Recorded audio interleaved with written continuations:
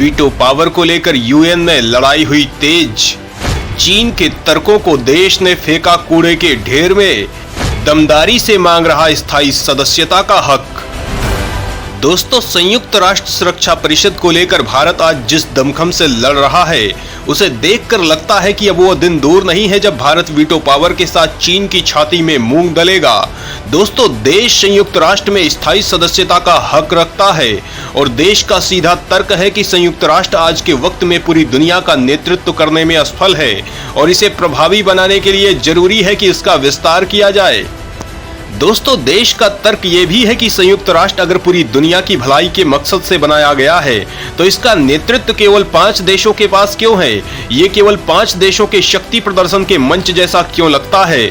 आज दुनिया की जरूरतें अलग है, आज एक अलग माहौल है और जब इस संगठन का निर्माण हुआ था उस वक्त दुनिया की जरूरतें अलग थी। इसलिए दुनिया की भलाई के लिए इसमें बदलाव बेहद जरूरी है। भारत इसके लिए न केवल संयुक्त राष्ट्र में मांग कर रहा है बल्कि पूरी दुनिया में जबरदस्त समर्थन तैयार कर रहा है। दोस्तों, लेकिन इस मामले में विदेश मंत्री एस जयशंकर ने जिस तरह का आत्मविश्वास दिखाया है उससे ये तो साफ हो गया है कि देश अब इस मामले में बहुत तेजी से काम कर रहा है और किसी भी तरह से कदम रोकने वाला नहीं है। सवाल उठता है कि आखिर संयुक्त राष्ट्र में स्थायी सदस्य होने के लिए क्या क्या होना जरूरी है? भारत के मामले में क्या रुकावट है? दुनिया भर में देश ने कैसे जुटाया समर्थन? तो दोस्तों, इस बारे में जानने के लिए बने रहिए हमारे साथ आखिरी तक। आतंकियों के समर्थन पर ड्रैगन को लगाई फटकार, ताकत के गलत इस्तेमाल का लगाया बड़ा आरोप, G4 का हिस्सा बनकर मजबूत ढंग से रखी बात। दोस्तों, सुरक्षा परिषद में देश की स्थायी सदस्यता के मामले में सबसे बड़ी रुकावट चीन है, जो किसी भी हालात में एशिया में खुद के अलावा किसी दूसरे के हाथ में ये ताकत नहीं जाने देना चाहता है। इसके लिए वो संयुक्त राष्ट्र में तमाम तर्क देकर देश के खिलाफ माहौल बनाने की कोशिश करता है। लेकिन भारत ने अब चीन की इन करतूतों का खुलकर जवाब देना शुरू कर दिया है और चीन का कच्चा चिट्ठा खोलना भी शुरू कर दिया है। दोस्तों, सवाल उठता है कि देश ने यूएन में चीन को किस बात पर घेरा है? आतंकवाद के मुद्दे ने क्यों पकड़ा तूल? तो दोस्तों, भारत का सीधा आरोप है कि जब किसी आतंकी को अंतर्राष्ट्रीय आतंकी घोषित कराने के लिए प्रस्ताव लाया जाता है तो वीटो की ताकत का उपयोग करके प्रस्ताव को रद्द कर दिया जाता है। लेकिन कभी ये नहीं बताया जाता है कि आखिर यह प्रस्ताव रद्द क्यों किया गया। दोस्तों, कई बार भारत ने पाकिस्तानी आतंकियों के खिलाफ यूएन में प्रस्ताव पेश किया है जिसके खिलाफ चीन ने वीटो का इस्तेमाल किया था। वहीं विदेश मंत्री एस जयशंकर ने खुलकर इस बात को कहा है कि सुरक्षा परिषद में स्थायी सदस्यता के मामले में रुकावट कोई यूरोपीय देश नहीं है। उनका सीधा इशारा चीन की तरफ ही था। दोस्तों, सुरक्षा परिषद में स्थायी सदस्यता के लिए जरूरी है कि देश आर्थिक रूप से मजबूत हो, देश की रक्षा ताकत इतनी हो कि वो दुनिया में जरूरत पड़ने पर अपनी भूमिका निभा सके, देश के भीतर इतना विकास हो कि न्याय, महिला अधिकार, शिक्षा, रोजगार जैसे मुद्दों पर देश मजबूत हो, वहीं दुनिया के तमाम देशों का समर्थन हासिल हो, वहीं 5 स्थायी सदस्यों का भी समर्थन हो। सबसे बड़ी बाधा यह है कि अगर एक सदस्य भी इसके खिलाफ है तो मामला अटक जाएगा और चीन वही बाधा बनने का काम कर रहा है। भारत ने अपना समर्थन बढ़ाने के लिए दुनिया भर में मुहिम चला रखी है जिसे ज्यादातर देश समर्थन दे रहे हैं। दोस्तों, यही वजह है कि भारत फिलहाल तमाम मुद्दों पर संतुलित रुख अपना रहा है। वो किसी भी पक्ष में एक तरफा रुख नहीं अपना रहा है। अरब देशों से लेकर पश्चिम में देश को जबरदस्त समर्थन मिल रहा है। वहीं भारत ने इस लड़ाई को मजबूत बनाने के लिए G4 समूह के साथ अपनी आवाज बुलंद कर रहा है। सवाल उठता है कि आखिर G4 समूह क्या है, इसका क्या मकसद है? तो दोस्तों, इस समूह में ब्राजील, जर्मनी, भारत और जापान शामिल है।